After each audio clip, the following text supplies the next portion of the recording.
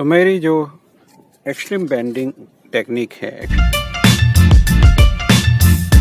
Extreme level की दोस्तों, जहाँ पौधे को पूरी तरह से बेंड किया जाता है, ये छोटे से कटिंग से किया था। फिर कटिंग अच्छा होने लगा तो मैंने वहीं पे वायरिंग वगैरह किया था। आप देख सकते हैं, ये देखिए, ये मार्क है।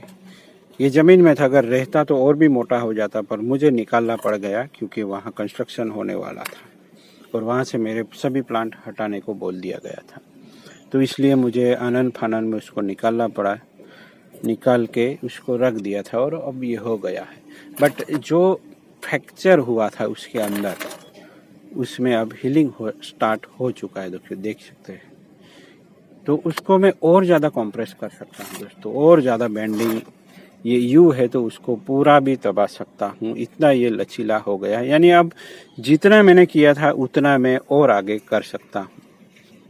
तो उसको निकाल के मैं फिर से टाई करूँगा दोस्तों, और जो बची कुची ब्रांचें हैं उसमें से अनवांटेड चीज़ें निकाल के हम फिर से ट्राई करेंगे।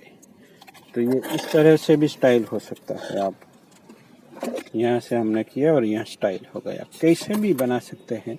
एक बार अगर बेसिक स्ट्रक्चर आपके सामने आ जाता है तो फिर आप कुछ भी डिज़ाइन कर ले, अच्छा ही लगेगा दोस्तों।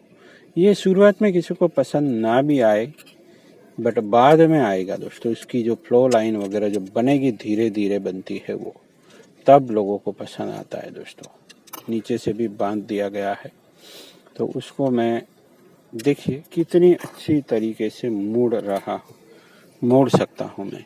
उसको भी यहाँ से इधर ला सकते हैं। देखिए, ये कनेक्शन भी होने वाला है इन दोनों का, तो हम वैसा ही कर देते। देखिए, ये उतनी फ्लेक्सिबिलिटी देखिए दोस्तों, ये पूरा मोड़ रहा हूँ फिर भी मोड़े जा रहा है। ये देख सकते हैं। इस तरह का यू शेप अगर आपको चाहिए तो फिर इस तरीके से स्टेप बाय स्टेप वर्क करना होता है, और उसको भी हम पूरा नीचे ला सकते हैं इस तरीके से। ये कोई स्टाइल नहीं हुआ अभी, ये जैसे जैसे मैच्योर होगा दोस्तों, फिर ये जो एक चीज़ बन जाएगा, तब ये कुछ अच्छा दिखेगा। आप जितना चाहो उतना मोड़ लीजिए। जैसे मैं एक वायर को ही इस तरह से मोड़ रहा हूँ, अच्छा लग रहा होगा आप लोगों को। इतना एक्सट्रीम लेवल तक बेंडिंग किया जा सकता है, बट स्टेप बाय स्टेप। पहले कुछ स्टेप किए जाते हैं, उसके बाद ये स्टेप लेना होता है। डायरेक्टली आप नहीं मोड़ सकते किसी प्लांट को इस तरीके से। देखिए आप उसका, मैंने कितना मोड़ा है इस प्लांट को, और भी ज़्यादा मोड़ सकता है, ऐसा है ही नहीं। इतना ज़्यादा मोड़ सकता हूँ मैं, आप सोच भी नहीं सकते।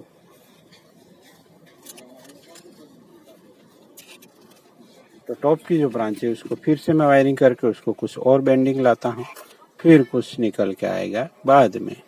कुछ वक्त ज़रूर लगेगा।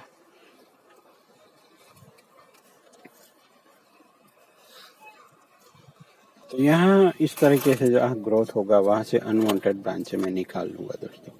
अनवांटेड किसे कहेंगे, वो पूरी तरह से अगर आप समझ जाते हैं दोस्तों तो अच्छी बात है। यहाँ जंक्शन है तो यहाँ नज़दीक कोई ब्रांच नहीं, ये इससे नज़दीक आ रहा है तो ये भी नहीं चाहिए। अब क्या है, यहाँ वी शेप हो रहा है तो उसको भी निकाल लेता हूँ। इस तरीके से ऐसे डेवलप की जाती है।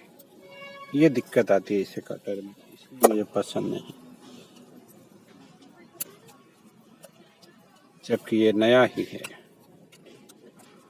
तो इस तरीके से हमें अनवांटेड चीज़ें निकाल लेनी है। ये भी निकाल देता हूँ, ये भी निकाल देता हूँ बस। तो यहाँ से कोई कुछ ना कुछ डेवलप हो जाएगा। यहाँ कुछ नहीं चाहिए हमें, यहाँ नहीं चाहिए। अब इससे नौबत आती है, तो यहाँ से नज़दीक चाहिए हमें, तो ये इसके साथ भी हम जा सकते हैं। यहाँ कुछ नहीं चाहिए क्योंकि इससे नज़दीक है, ये बीच में कुछ नहीं चाहिए। तो इस तरीके से हमें अच्छी वाली ब्रांच ढूंढनी है और आगे चलना है। उसको आप शॉर्ट भी कर सकते हैं यहाँ तक, और यहाँ से भी शॉर्ट कर सकते हैं। ये ट्रिमिंग करना नहीं हुआ क्योंकि यहाँ से हमें कोई डेवलपमेंट नहीं चाहिए।